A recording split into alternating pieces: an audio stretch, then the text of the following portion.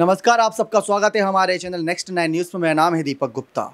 शरद पवार, एकनाथ शिंदे और देवेंद्र फडणवीस एक साथ नजर आए डिनर करते हुए, और उसके बाद एकनाथ शिंदे के बयान ने कई सारे नेताओं की नींद उड़ा दी होगी। जी हां, उन्होंने एक ऐसा बयान दिया जिसको सुनकर उद्धव ठाकरे तो ज़्यादा यहां पर कह सकते हैं इस समय कहीं ना कहीं पूरी तरीके से सदमे में हो सकते हैं। क्योंकि शरद पवार ने भी क्या एकनाथ शिंदे का इस बगावत में साथ दिया था। इस बात की चर्चा शुरुआत से है, क्योंकि एक रात में तो एकनाथ शिंदे ने 40 विधायकों से ज्यादा का समर्थन नहीं पाया। उसके लिए उन्होंने कड़ा परिश्रम करा था और उनकी मेहनत थी, जिसकी वजह से 40 से 50 विधायकों ने उन पर भरोसा जताया। ये बात खुद शरद पवार ने कही थी। और इसके बाद कल जो यहां पर मुलाकात हुई शरद पवार, फडणवीस और एकनाथ शिंदे की, उसके बाद एकनाथ शिंदे ने आज कुछ यहां पर महाराष्ट्र में कुछ बड़ी गतिविधियां होनी है उसको लेकर भी तमाम चर्चाएं दी। और साथ ही साथ यहां पर इसके बाद उन्होंने खुलासा किया कि कुछ लोगों का खुले तौर पर हमें समर्थन था, तो कुछ लोगों का आशीर्वाद हमें मिला हुआ था। और यह बयान तब आया जब शरद पवार से मुलाकात हुई। इस बीच उन्होंने कई सारी बातें कही।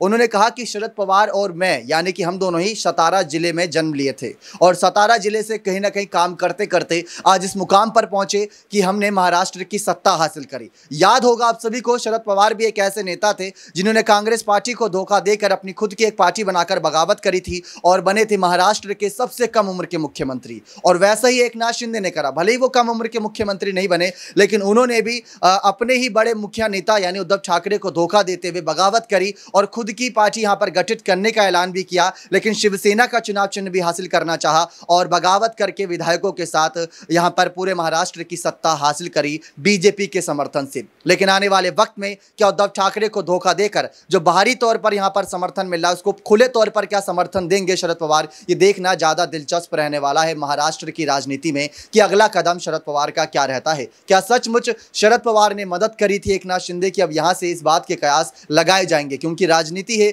और राजनीति में तो बस एक चिंगारी ही काफी होती है आग लगाने के लिए। और ये एकनाथ शिंदे का बयान काफी है इस समय महाराष्ट्र की सत्ता में भूचाल लाने के लिए। बने रहे चैनल के साथ। ऐसी और तमाम जानकारियों के लिए बहुत बहुत धन्यवाद।